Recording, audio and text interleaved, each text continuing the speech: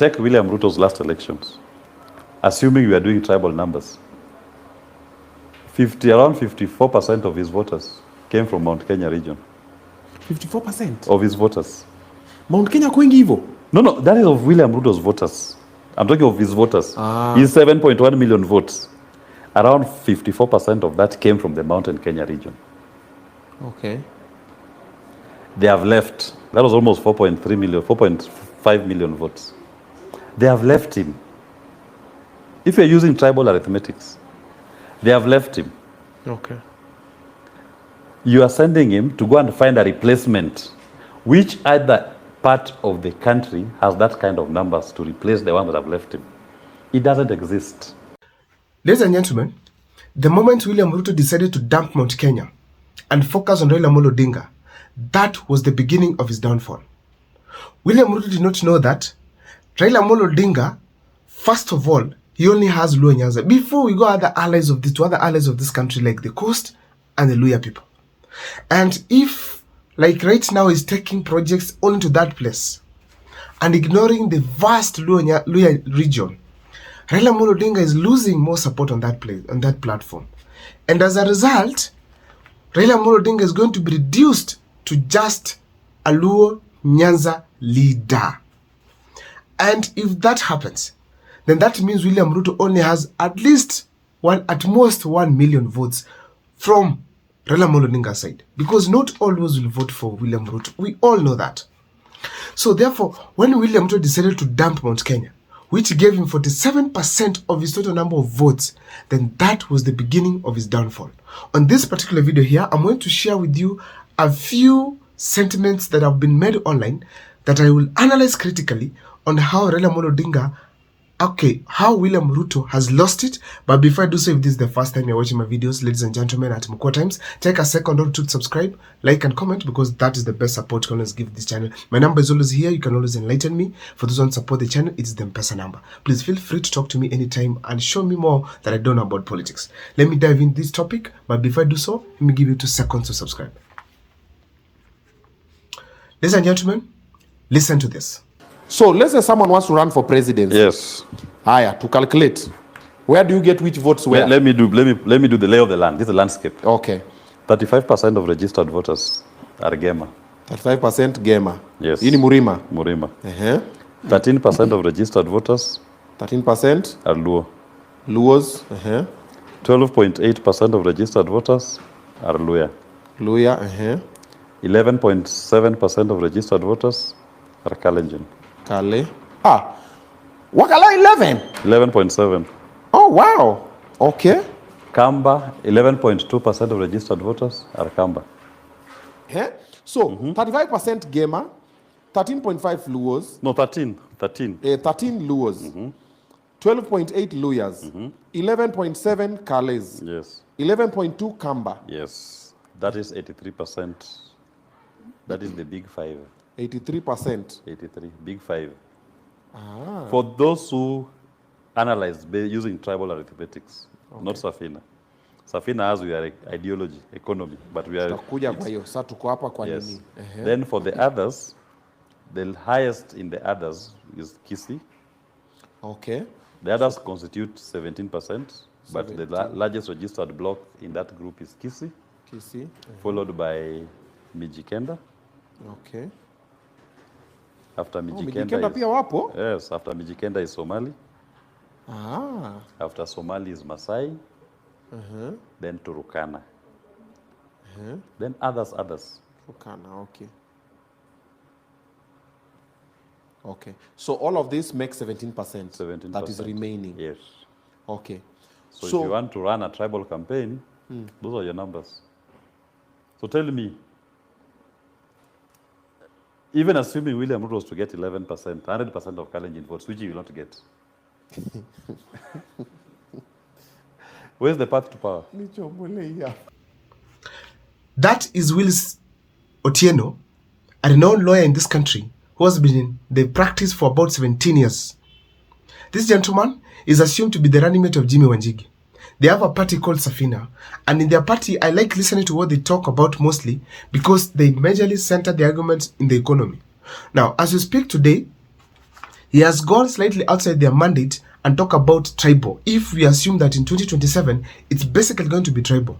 And he has given very extensive statistics about what is reality, what is the actual thing on the papers about the tribal numbers across the country. So he has given them in terms of percentages. And we are seeing clearly what is happening, especially when we talk about Mt.Kenya region. So therefore, William Ruto has no chance in 2027. He has lost the people.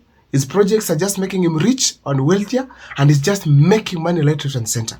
As you are told, as you are talking today, there's an allegation that money is being printed in Germany in form of changing the current currency just a few years after Uhuru Kenyatta had changed. So there's a likelihood we are going to have new money again, simply because people want to have more money in their stock. That is the basic way we can make it. So ladies and gentlemen, deals are being made right, left, and center. And to make matters worse, Kenyans are feeling the deals at the grassroots. They don't know what's happening, but somehow they're losing money. They don't have money. They cannot grow. So they are able to tell something is not right. Now, if it happens, William Ruto combines numbers the way we have seen there. Still, he cannot hit even the 35% alone, assuming Mt.Kenya alone votes against William Ruto, and the others vote for Ruto, and others divide their votes. The fact remains that William Ruto cannot even hit the 35% of the Mt.Kenya region.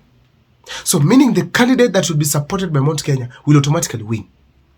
If it is Gachagua, if it is Kalonzo, if it is Matiang'i, he will automatically win. So the fact is, as we speak today, William Ruto has to craft some other ways to get votes, which will need miracles from heaven for them to happen. And number one on that list is this.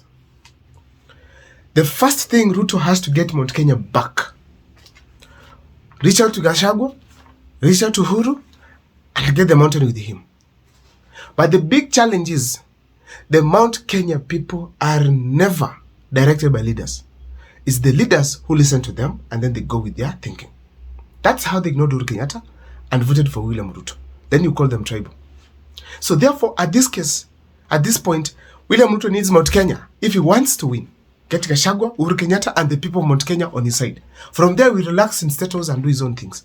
But without those people, he will move across the country. That chopper will fly here. It will go to every village, but still will not get the numbers.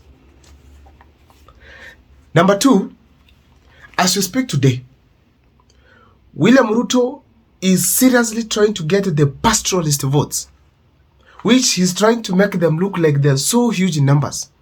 But we can all see the percentage where they lie as we speak. Registered voters. They are among the others. And among these others, they don't even beat the Gusii community from there. So ladies and gentlemen, as we speak today, William Ruto is depending on the pastoralists and more especially the Kushites by giving them the better way for them to get what you call maybe IDs, passports, and register as voters.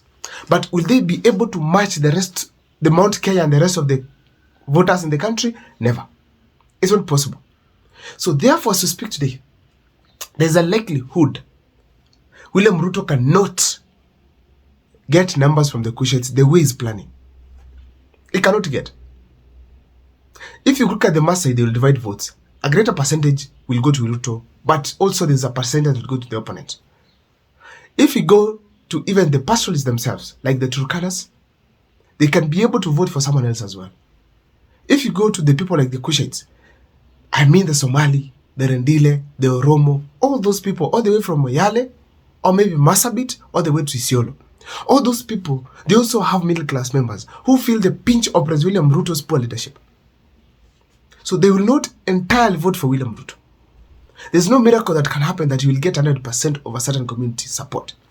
If we go to the Kalenjin land, where William Ruto is the kingpin, he will not get 100%. Why am I saying so?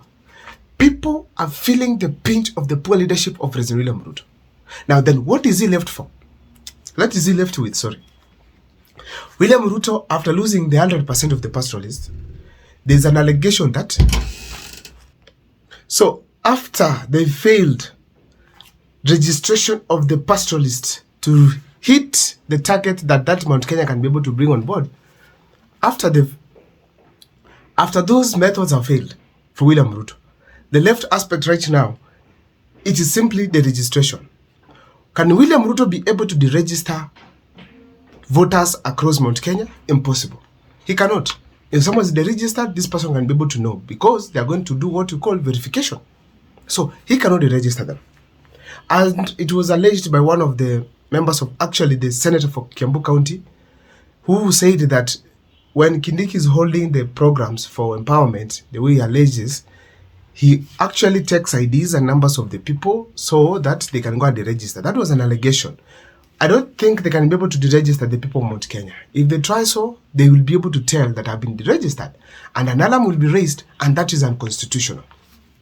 Also, ladies and gentlemen, there's a possibility that people are saying that sometimes there's an allegation that when the president wants to win, there's a possibility they can print more ballot papers, do the marking and the stuff, and then go and transport for counting.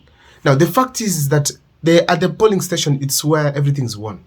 And if the agents will be there in every polling station, then the fact remains that it's not possible for President William Ruto to make such kind of moves.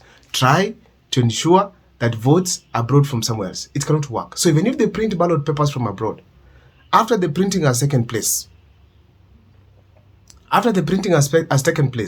it is not possible that they'll be able to bring and people vote somewhere else and then bring the ballot papers. Why?